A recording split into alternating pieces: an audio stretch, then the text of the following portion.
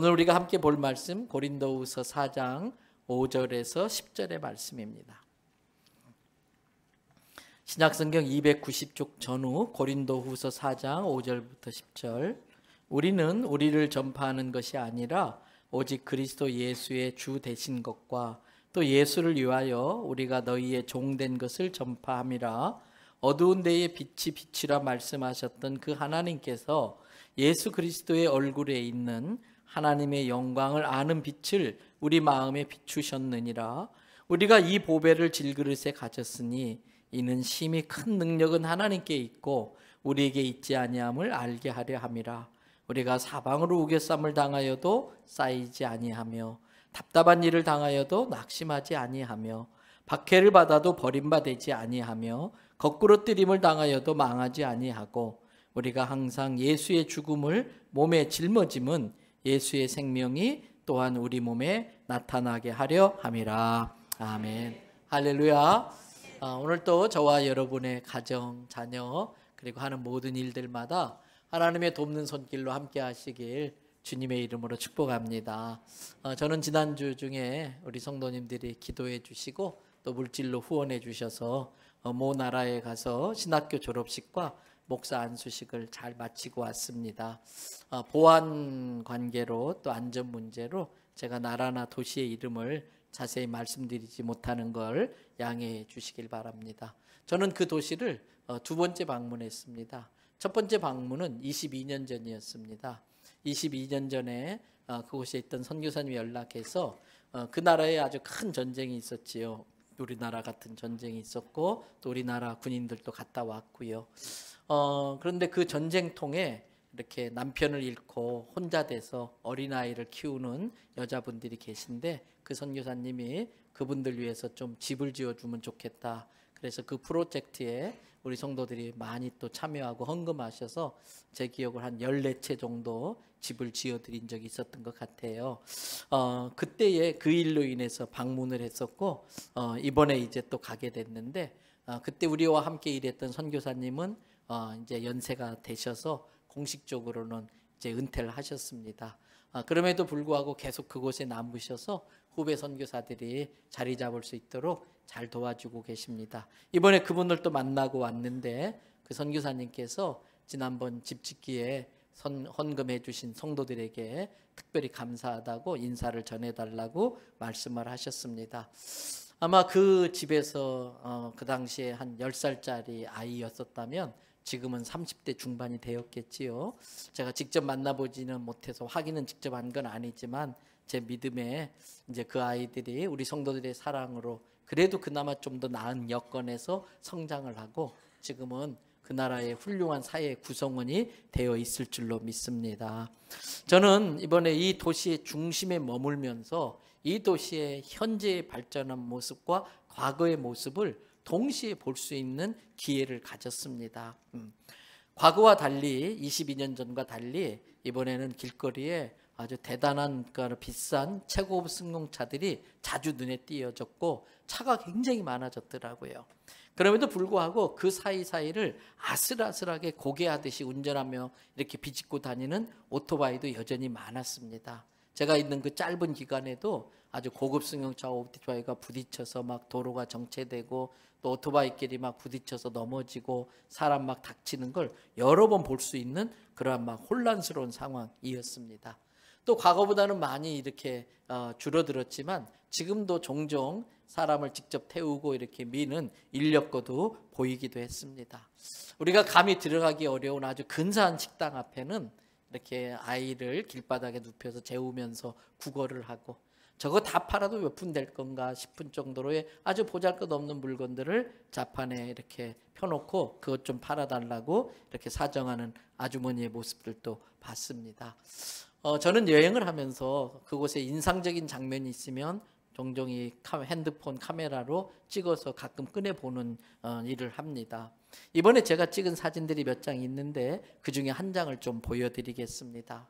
보여주실까요? 여러분, 제가 머문 숙소의 테라스에 있는 식당에서 찍은 사진입니다. 유리로 최첨단으로 지어진 빌딩이 있어요. 저 뒤에 좀 희미한 빌딩이 가장 최근에 지어진 제일 높은 60층짜리 빌딩입니다. 바로 그 앞에는 아주 낡고 오래된 저 건물도 누르끼리한 저 건물이 아주 극명하게 대비되는 이 두 모습이 아주 저한테는 많은 생각을 하게 됐습니다. 그때에 이제 주보 일면을 이미 읽으신 분은 아시겠습니다만 제게 떠오른 생각이 있었습니다. 저 앞에 있는 저 낡은 저 노란 건물도 한때는 저 도시에서 제일 깨끗한 건물이었을 겁니다. 어쩌면 저 건물은 한때는 저 도시에서 가장 높은 최신식 빌딩으로 알려져서 많은 사람들이 관심을 가졌고 수많은 사람들이 드나들었던 적이 있었을 것이다 라는 생각을 하게 됐어요. 그러면서 제가 머물고 있는 호텔을 한번 생각해 봤습니다. 한 3성급이니까 우리나라 뭐 여관이나 모텔 정도 비용을 절약하려고 이제 그런 곳에 머물게 되는데 꽤 오래전에 지어진 낡은 건물이지만 그래도 아주 고급스럽진 않아도 관리를 잘 했더라고요. 그런 대로 머물 만한 숙소였습니다. 저 앞에 사진에 나온 빌딩들과 제가 머물고 있는 낡았지만 그래도 나름 깨끗한 이 건물을 이렇게 생각하면서 그때 제게 든 생각이 내 자신도 스스로 나를 계속해서 관리하지 않으면 저 앞에 보이는 낡은 건물처럼 될 수도 있겠구나 하는 생각이 저한테 든 거예요. 그러면서 그때 떠오른 단어가 바로 오늘 설교 제목이었습니다. 설교 제목이 뭔가요? 네, 일신우일신. 참고하시라고 괄호하고 하자를 넣어드렸어요. 일신, 그날 내 자신이 새롭게 된다. 이 우자는 또 우자지요. 또 우일신, 그러면 오늘 새롭게 되고 또 내일 또 새롭게 되고, 그래서 매일같이 자기가 이렇게 발전할 수 있도록 새롭게 될 수 있도록 노력한다고 하는 그런 한자 성어입니다. 이 일신우일신이라는 이 성어는 중국의 고대 국가라고 하지요. 은나라 국가, 은나라고 있는데 이 은나라를 세운 왕이 탕왕입니다. 이 탕왕은 자기가 매일같이 세수하는 세수대야에다가 세 단어를 글자를 새겨놨어요. 첫째가 구일신, 구일신, 옛날에 새로워졌던 것. 둘째가 일일신, 지금 새로워지는 것. 셋째가 우일신, 앞으로 더 새로워지는 것.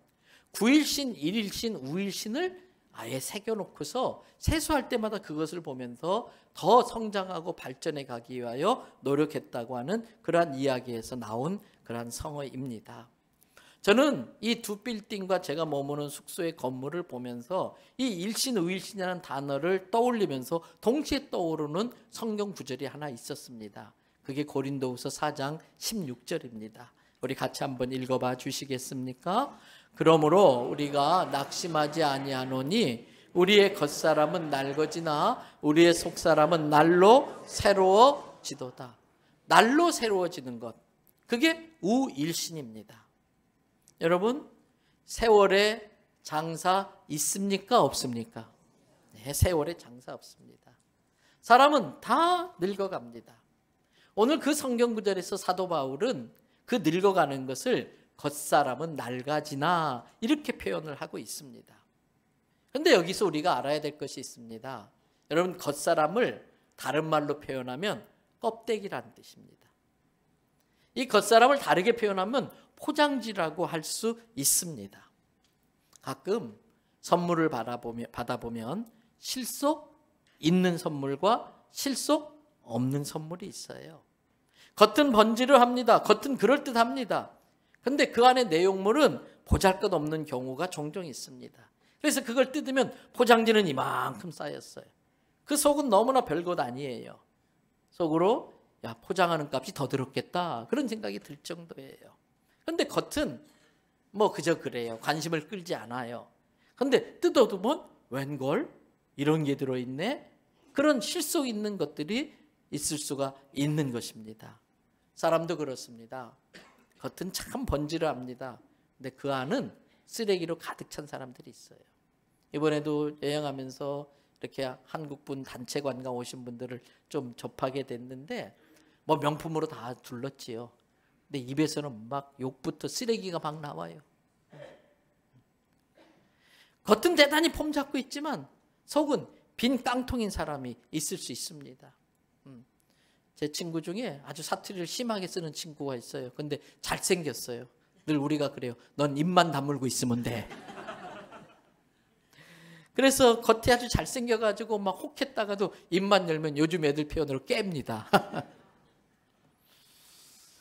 우리의 겉사람, 껍데기는 하나님이 정해놓으신 창조의 질서에 따라, 하나님이 이 세상을 운영해가는 자연의 섭리에 따라 어쩔 수 없습니다. 낡아져가는 것은.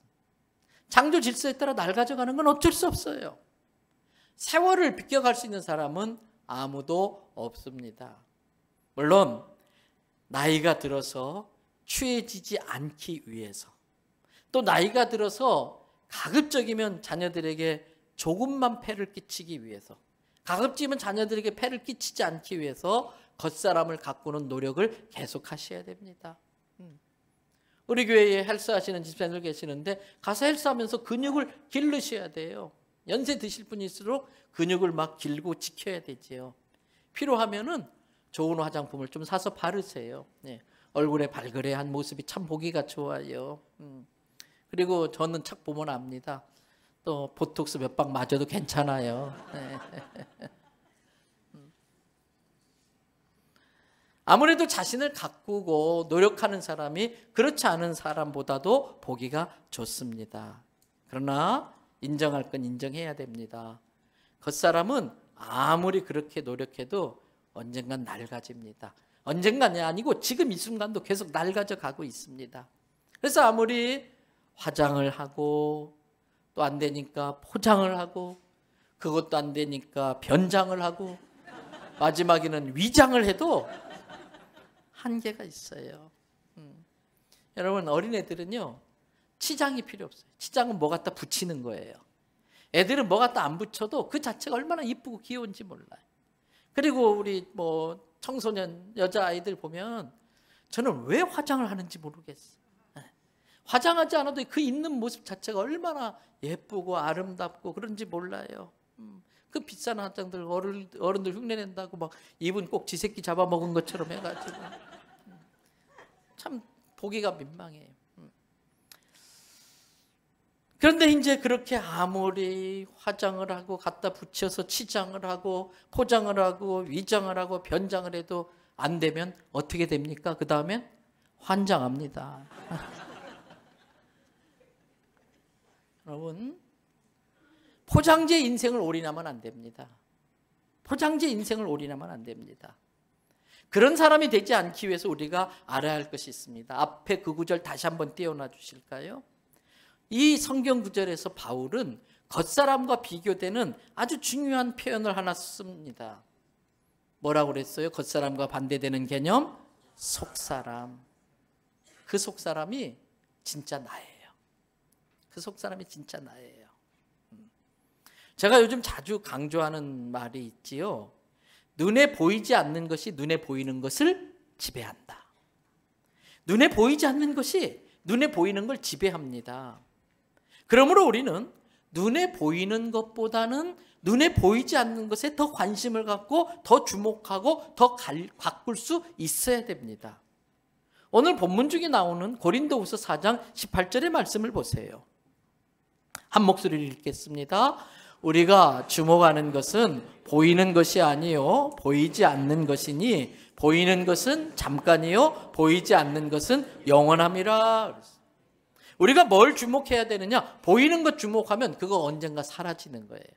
현재도 지금 그건 낡아지고 있고 현재도 그건 썩어져 가고 있어요. 우리가 정말 주목할 것은 보이지 않는 영원한 것에 주목을 해야 되는 것입니다. 그렇습니다. 우리의 겉사람이 낡아지는 건 어쩔 수 없습니다. 그것은 우리의 겉사람은 포장지에 불과하기 때문입니다. 포장지가 낡아지는 것에 인생 폭망했다고 낙심할 필요 없는 것입니다. 왜? 그것은 진짜 내가 아니기 때문에. 그것은 잠깐 보이는 겁니다. 포장지는 어차피 뜯어서 쓰레기통에 버립니다.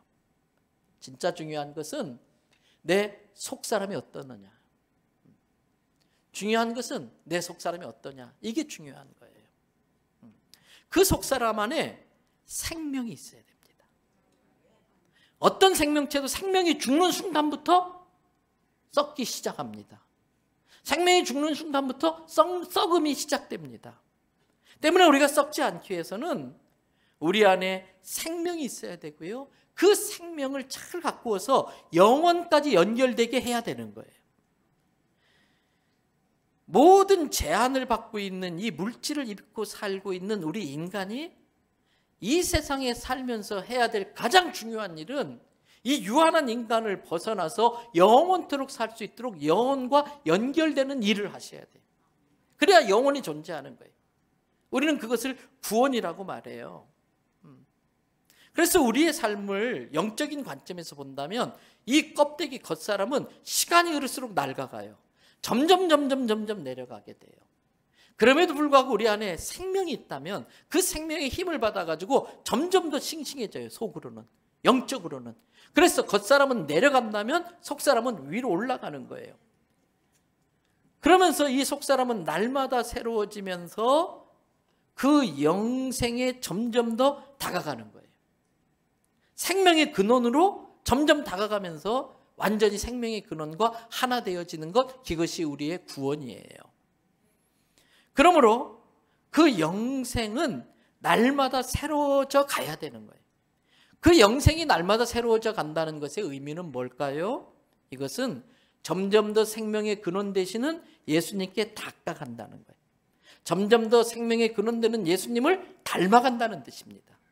그래서 생각하는 것이나 마음 쓰는 것이나 성격이나 인격이나 성품이 예수님을 닮아가서 예수님처럼 생각하고 예수님처럼 마음을 쓰고 예수님의 언어를 닮아가야 되는 겁니다. 근데 여기서 재밌는 표현이 있어요. 마음 쓴다 그렇지요. 마음은 쓰는 겁니다. 돈을 좋은 일에 쓸 수도 있고 나쁜 일에 쓸 수 있는 것처럼 마음을 좋은 데 쓸 수도 있고 나쁜 데 쓸 수 있는 거예요. 마음은 사용하는 겁니다. 물건을 잘 사용하는 것처럼, 물건을 깨끗하게 사용하는 것처럼 내 마음을 잘 깨끗하게 사용하는 것입니다. 그 사람의 겉이 어떠냐가 중요한 것이 아니고 그 속 사람이 어떻게 사용되고 있느냐, 좋은 곳에 쓰여지고 있느냐가 중요한 겁니다. 성경은 그런 의미에서 우리 마음의 사용 설명서입니다. 성경을 읽는 이유는 백독 채우기 위함이 아니고 내가 마음 설명서 사용법을 잘 익혀가지고 내 마음을 좋은 곳에 잘 쓰기 위해서 성경을 읽는 것입니다. 가끔 목회하면서 예수님 믿은 지 10년, 20년 됐는데도 그 마음 씀씀이가 예쁘지 않은 사람들이 있어요. 목회자로서는 참 속상해요. 성경을 저렇게 많이 읽으면 뭐하나, 기도를 저렇게 많이 하면 뭐하나, 마음 씀씀이가 예수님과 전혀 다른데, 예수님과 상관없이 마음씀을 쓰면서 사는데, 여러분, 우리도 예수님이 자기 마음을 쓰는 것처럼 우리의 마음도 예수님처럼 사용할 수 있기를 바랍니다. 그러면 예수님 닮아가요. 그것이 날마다 속사람이 새로워지는 비결인 것입니다. 특별히 우리는 사명이 있습니다. 여러분, 오염의 반대말이 정화입니다. 오염의 반대말이 정화예요. 그래서 못 먹을 것 같은 물도요, 어떤 알약을 하나 넣으면요 정화되어져서 마실 수 있어요. 우리들이 마시는 수도도 계속해서 정화시켜서 보내는 겁니다. 때문에 우리 그리스도인들은 이 썩어져가는 세상에 예수 그리스도를 전함으로써 세상을 정화시켜야 돼요. 세상이 오염되면 안 되고 세상을 정화시켜야 되는 거예요. 그래서 우리는 예수님을 전해야 되는데 대부분의 사람들은 예수님을 전하지 않고 자기를 어필하려고 합니다. 대부분의 사람들은 자기가 예수님보다 더 중요합니다. 때문에 자기가 인정받고 자기를 알아봐 주기를 원합니다. 그래서 예수님을 전하기에 앞서서 자기를 먼저 드러내려고 하는데 급급합니다. 그런 사람은 겉사람 포장에 신경을 씁니다. 왜? 자기를 더 드러내야 되기 때문에.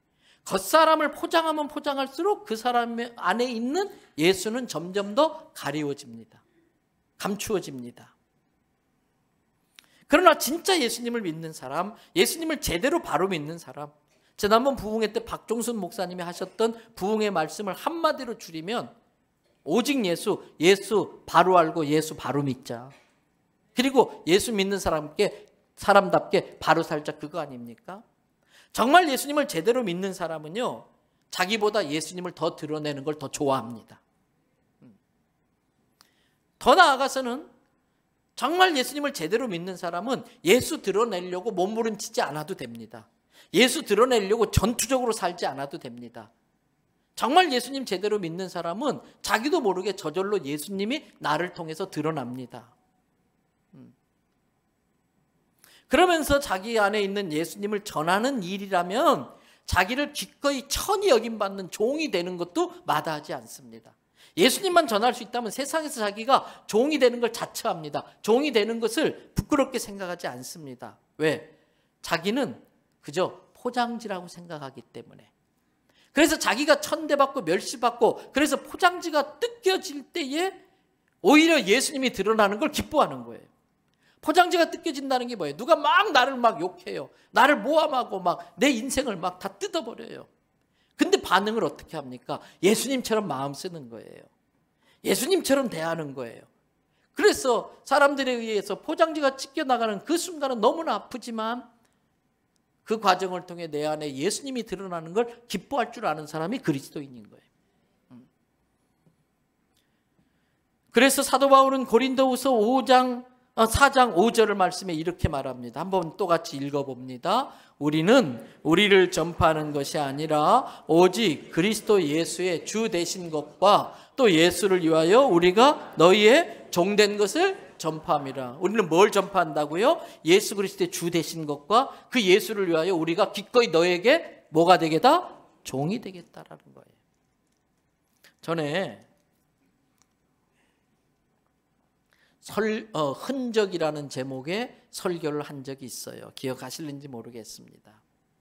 사람은 머문 자리에 어떻게든 티가 나요. 사람이 머문 자리는 어떻게든 흔적이 남아요.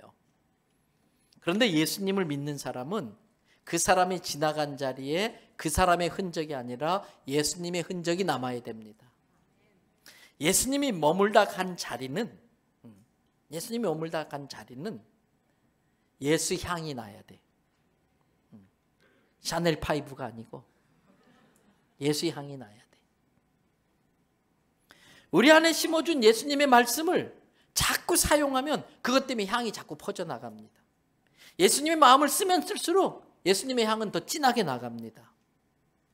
때문에 여러분, 우리는 나이가 들어갈수록 속에서 쓰레기가 썩는 냄새를 피우고 다니면 안 돼요. 이건 육체적으로도 마찬가지예요. 연세 드신 분일수록 더 자주 씻으셔야 돼요. 왜? 우리의 피부는 낡아간다는 건 썩어간다는 뜻이에요. 죽어가는 거예요, 서서히. 그 과정 속에 썩는 냄새가 나는 거지요. 그래서 젊은 사람들한테 좋은 인상을 주려면 자꾸 씻으시고 또 좋은 향수도 종종 뿌리고 오셔야 돼요. 저도 제 방에서 막 나오는 바로 옆에 향수를 몇 개 갖다 놨어요. 약간 착착 뿌리고 와요. 근데 알아주는 사람은 아무도 없더라고.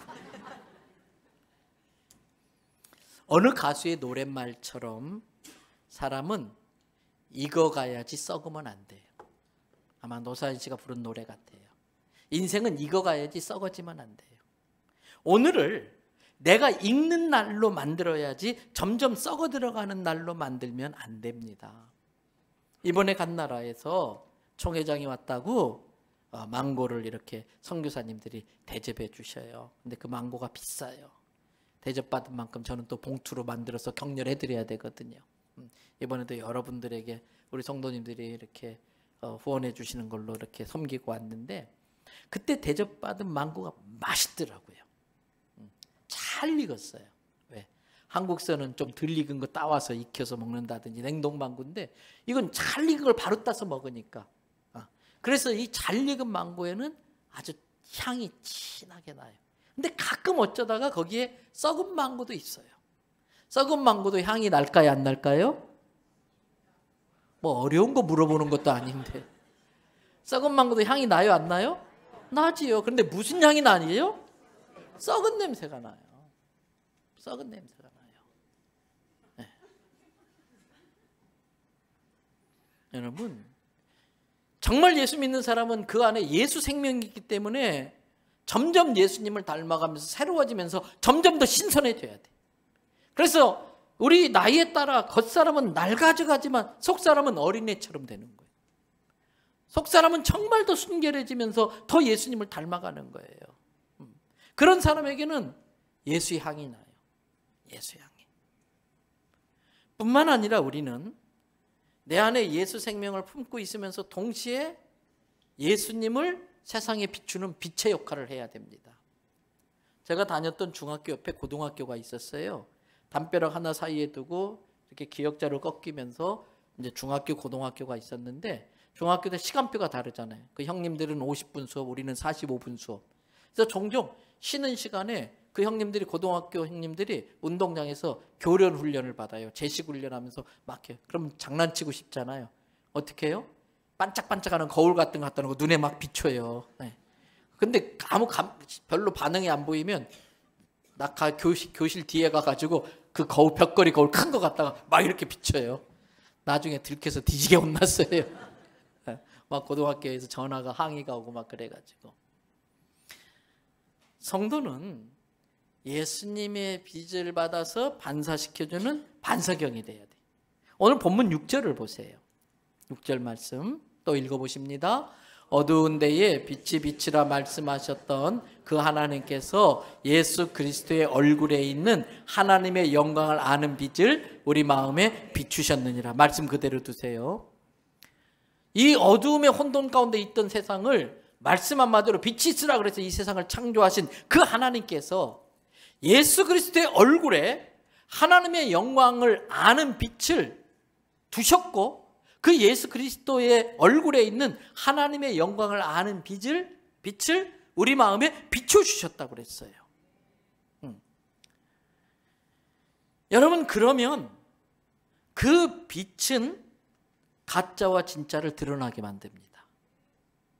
그 빛은 위험한 곳과 안전한 곳을 구분할 줄 알게 만듭니다. 때문에 예수 그리스도의 얼굴에 있는 하나님의 영광을 아는 그 광채가, 그 빛이 우리 안에 비춰지는 건 우리 인생을 속지 않고 살게 하는데 아주 중요합니다. 그 하나님의 영광을 드러내는 빛 앞에는 이게 진짜인지 가짜인지 모든 게 드러납니다. 그래서 우리는 예수 그리스도로 말미암아 하나님의 영광을 아는 빛을 통해서 진짜와 가짜를 구분할 줄 알게 되면 진짜를 위해서 기꺼이 가짜를 포기할 줄 압니다. 그러나 진짜와 가짜를 구분 못하면 포장지에 인생을 올인한다고요. 마귀에 쏘가가지고 포장지에 인생 올인하다가 인생 망치는 거지요. 여러분, 진짜 옆에 가짜는 정말 초라합니다. 진짜 옆에 가짜는 정말 초라해요.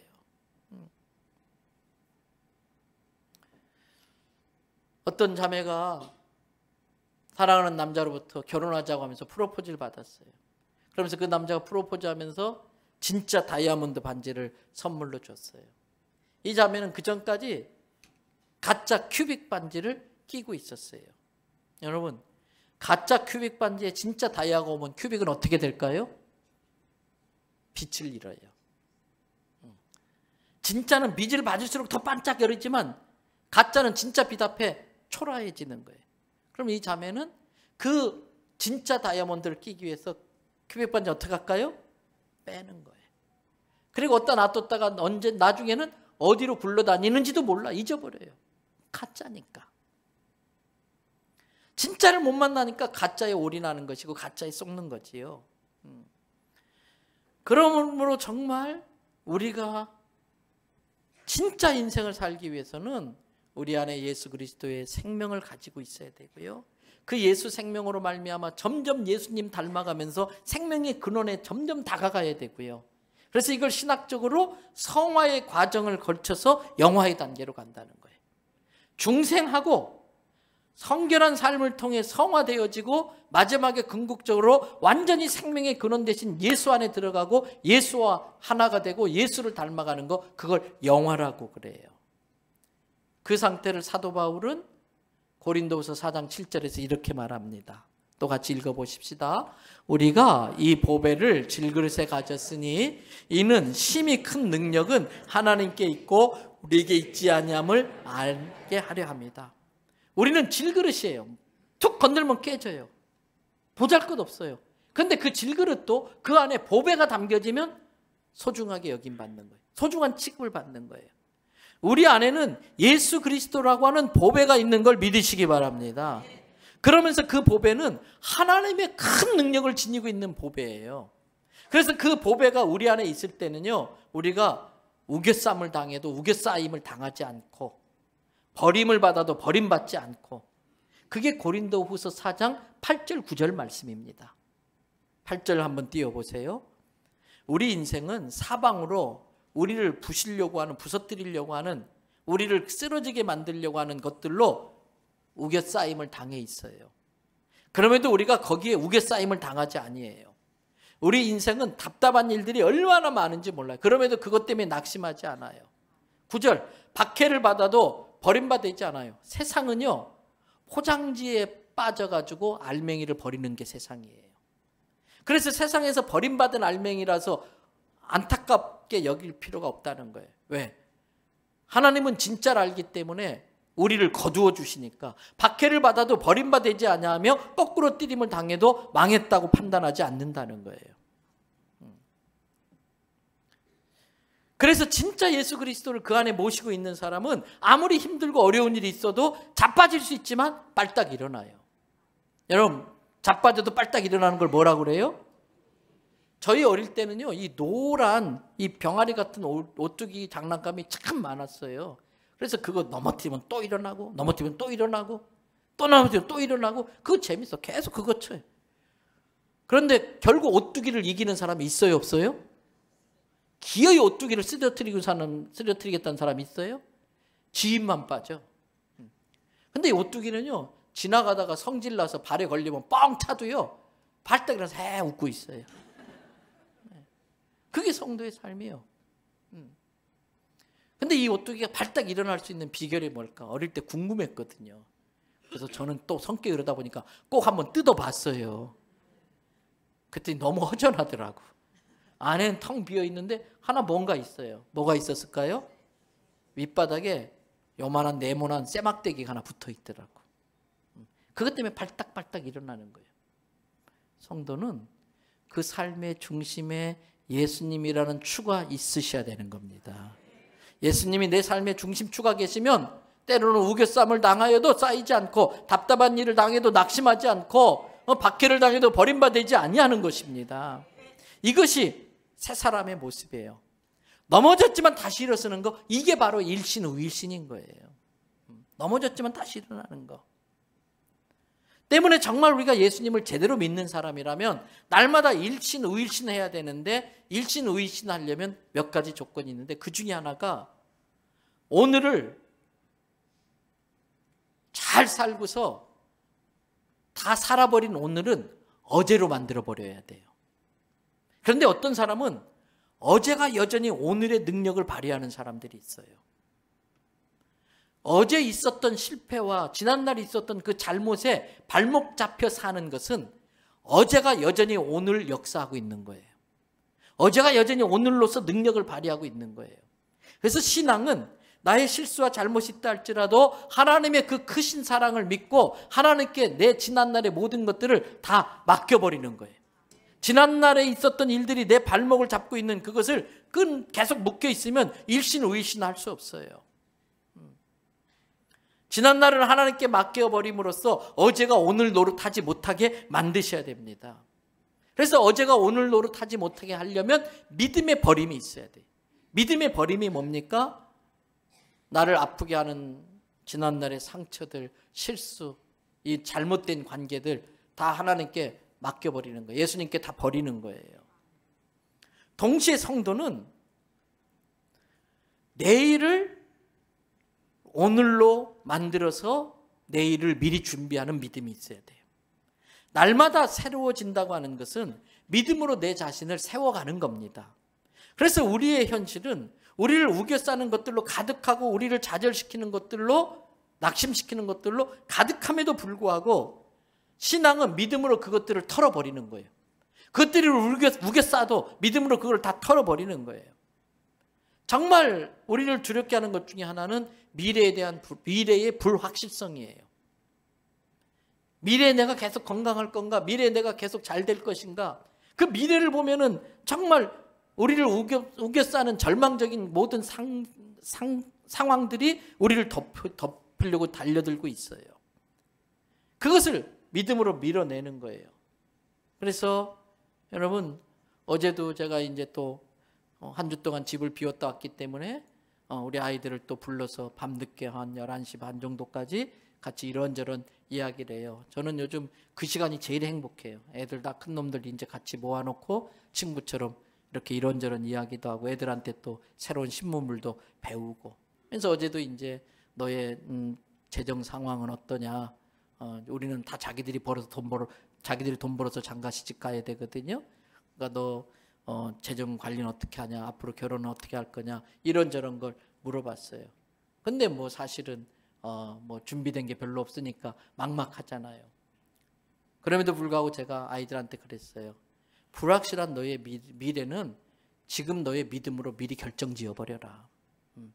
불확실한 너의 미래를 믿음으로 네가 지금 확정해버려. 여러분, 그렇게 할 수 있는 이유는요, 오늘 본문 10절 때문에 그래요. 자, 10절 말씀 한번 같이 읽어보십시다. 우리가 항상 예수의 죽음을 몸에 짊어짐은 예수의 생명이 또한 우리 몸에 나타내게 하려 합니다. 우리의 삶을 우리는 죽이는 것들로 가득해요. 그런데 예수의 죽음은 달라요. 예수의 죽음은 부활과 연결됩니다. 예수의 죽음은 새로운 생명과 연결되는 거예요. 그래서 예수의 죽음을 몸에 짊어졌다고 하는 것은 예수 생명의 능력이 내 속에서 시작된다는 뜻이에요. 이 말은 다른 말로 하면은 우리는 언제 죽어도 천국 갈 자신이 있으니까 더 이상 두려울 게 없다는 거예요. 예수의 죽음이 내 안에 있다면 그것은 반드시 부활과 생명으로 연결되기 때문에 예수의 죽음이 우리의 삶을 죽이는 많은 것들이 우리를 더 이상 두렵게 할 수 없다는 거예요. 성도는 예수님을 제대로 믿는다면 천국에 대한 소망과 믿음을 가지고 지금 나를 우겨싸려고 하는 그런 것들에 우겨싸임 당하지 않고 자빠지지 않고 예수 생명으로 다시 새로워지고 부활해 나가야 되는 거예요. 그게 날마다 겉사람은 낡아지나 내 속사람은 날마다 새로워진다. 믿음으로 또 일어서고 이게 일신후일신인 거예요. 이제 말씀 마무리합니다. 이번에 같이 간 분들 중에 저보다 나이 많은 선배님들이 계셔요. 가니까 또 사진도 찍잖아요. 아이 늙어서 무슨 사진 찍냐고 자꾸 빼요. 그래서 제가 그랬어요. 오늘이 제일 젊은 날이에요. 오늘이 제일 젊은 날이잖아요. 성도에게 오늘은 계속해서 오늘 노릇하는 어제를 다 털어버리고 불확실한 미래이지만 믿음으로 결단하고 새롭게 시작하는 날이 오늘입니다. 안 된다, 늦었다는 생각은 마귀가 집어넣는 생각입니다. 오늘은 지난날의 실패로부터 멀어지는 날입니다. 오늘은 하나님의 약속의 성취에 점점 더 다가가는 날입니다. 어록이 쏟아지고 있습니다, 지금. 오늘은 지난날의 실패로부터 점점 멀어지는 거고 하나님의 약속의 성취를 향해 점점 다가가는 게 오늘이에요. 그러므로 사랑하는 성도 여러분, 오늘을 내가 썩는 날로 만들지 말고 예수로 익어가는 날로 만드시기를 주님의 이름으로 축복합니다.